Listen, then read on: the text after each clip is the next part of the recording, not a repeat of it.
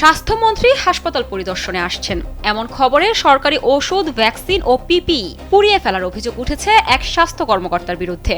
সোমবার রাত 10:30টার দিকে কুড়িগ্রামের চররাজীবপুর উপজেলার স্বাস্থ্য কমপ্লেক্সে এ ঘটনা ঘটে। সরকারি ঔষধ সহ স্বাস্থ্য সামগ্রী পোড়ানোর সময় স্থানীয় জনতা ও স্বেচ্ছাসেবীরা তাকে আটক করেন। আমি গতকাল আনুমানিক রাত 8:30টার দিকে বাজারে চা খাচ্ছিলাম, হঠাৎ খবর পেলাম যে হাসপাতালে ওষুধ পোড়ানো হচ্ছে। তাৎক্ষণিক আমি দৌড়ে আসলাম, এসে আপনারা পিছনে দেখতে পাচ্ছেন এই চুল্লিতে দেখি বস্তায় বস্তায় ওষুধ ঢেলে দিচ্ছে। তো আমি জিজ্ঞাসা করলাম তাদেরকে কেন ওষুধ এইভাবে পোড়ানো হচ্ছে, তাও রাত্রিবেলা। পরে ওনারা বললো যে এগুলা ওষুধ না, এগুলা হাসপাতালের ময়লা আবর্জনা, আমরা এগুলা পুড়িয়ে ফেলতেছি হাসপাতালের পরিবেশ রক্ষার্থে। কিন্তু আসলে বাস্তবতা ভিন্ন। আমি তো নিজে ভিডিও করছি, অনেক ভিডিও আছে, অনেক সাংবাদিক ভিডিও করছে, এলাকার সুশীল সমাজের অনেকে ভিডিও করছে।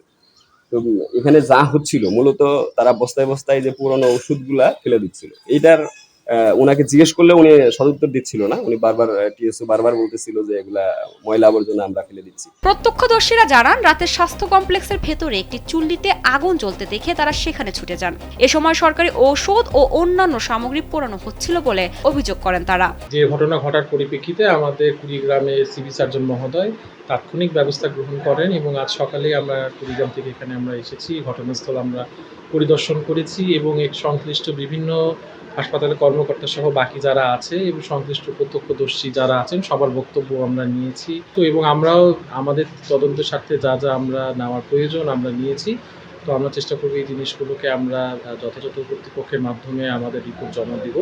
আর এই মুহূর্তে আসলে তদন্তের স্বার্থে আসলে কোনো কিছু আসলে এই মুহূর্তে করা যাচ্ছে না। তবে আমরা এতটুকু আপনাকে নিশ্চয় দিতে পারি, আপনারা আমাদের মাধ্যমে যে কথাগুলো বলেছেন, যে বিষয়গুলো আমাদের সামনে প্রতীয়মান হয়েছে, দৃশ্যমান হয়েছে, সেই জিনিসগুলো আমরা ঊর্ধ্বতন কর্তৃপক্ষ আমাদের যে সিভিল সার্জন মহোদয় আছেন তার মাধ্যমে অবশ্যই আমরা পুঙ্খানুপুঙ্খানুভাবে জিনিসগুলো উপস্থাপন করব। আটক স্বাস্থ্য কর্মকর্তা ডাক্তার সারোয়ার জাহান দাবি করেন, স্বাস্থ্যমন্ত্রী পরিদর্শনের খবর পেয়ে স্টোর রুমের পুরনো কাগজপত্র ও ময়লা আবর্জনা পোড়ানোর উদ্যোগ নেওয়া হয়েছিল।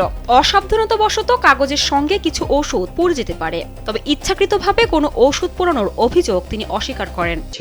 আমি এখানে আসার পরে ওই রুমটা কোনো সময় আসলে দেখা হয়নি, মানে চলে যাওয়ার পরে দেখা হয়নি। বহুদিন থেকে ওই রুমটা তালা বন্ধ ছিল। ওই রুমের চাবি আমার কাছে ছিল না। আগের স্টোর কিপার চলে গেছে উনি চাবিটা নিয়ে, এবং ওইটা যেহেতু রুমটা একদম নষ্ট পর্যায়ে ছিল ওটা আরও কখনো সময় ওভাবে চেক করা হয়নি। কিন্তু যেহেতু স্বাস্থ্যমন্ত্রী মহোদয় বিভিন্ন হেলথ কমপ্লেক্স ভিজিট করতেছেন, আমরা পরিষ্কার পরিচ্ছন্নতার সাথে কিন্তু আমরা ওই রুমটা গতকালকে তালা ভাঙছি। একটা থেকে 1:30টার দিকে আনুমানিক হবে। এটা খোলার পরে আমরা দেখলাম যে রুমের বৃষ্টি অবস্থা, রুমে উই পোকা যেটাকে বলা হয়, এই ফাইলপত্র সব খেয়ে ফেলছে অনেকগুলো সব ফাইল, এবং অনেকগুলো বস্তাবন্দি ফাইল ছিল। তো এই ফাইলগুলো যেহেতু বস্তাবন্দি ফাইল, উপর থেকে পানি পড়ে নষ্ট ড্যাম। তো আমি এই একজন নিলাম, আর ওই যে উনি ছিলেন, তো ওনাকে বললাম যে তাহলে যেগুলো ড্যাম একদম পানি পড়ে নষ্ট হয়ে গেছে ওগুলো অন্য ফাইলগুলো নষ্ট হবে, তাহলে ওই ফাইলগুলো নিয়ে যেয়ে ওখানে একটু ওই যে আমাদের পিট বার্ন আছে, পিট বার্নে ওখানে ফেলে দাও। আর যেহেতু ড্যাম এমনি পড়বে না, হয়তো বা কেরোসিন বা ডিজেল একটু বার্ন করে দাও এটা। রাজীবপুর থানার ওসি শাহিনুর আলম জানান, ঘটনাস্থল থেকে পোড়ানোর ঔষধের কিছু অংশ আলামত হিসেবে জব্দ করা হয়েছে। গতকালকে আমরা ওই যে রাজীবপুর উপজেলা স্বাস্থ্য কমপ্লেক্সে মেয়াদোত্তীর্ণ ঔষধ ধ্বংস করার সময় বিক্ষিপ্ত জনতা উত্তেজিত হয়ে এটা ধ্বংস করার কারণ জানতে চাই। আমরা এই সংবাদ পেয়ে এখানে যাই এবং আইন শৃঙ্খলা নিয়ন্ত্রণে রাখি।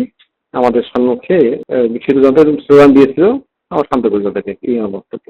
ঘটনার তদন্তে 3 সদস্যের কমিটি গঠন করেছে কুড়িগ্রাম জেলা স্বাস্থ্য বিভাগ। তদন্ত প্রতিবেদন পাওয়ার পর পরবর্তী ব্যবস্থা নেওয়া হবে বলে জানিয়েছে সংশ্লিষ্টরা। আমরা একটা তদন্ত কমিটি করেছি 3 সদস্য বিশিষ্ট, এবং তদন্ত কার্যক্রম চলমান রয়েছে। ওই রিপোর্ট পেলে আমরা ঊর্ধ্বতন করতে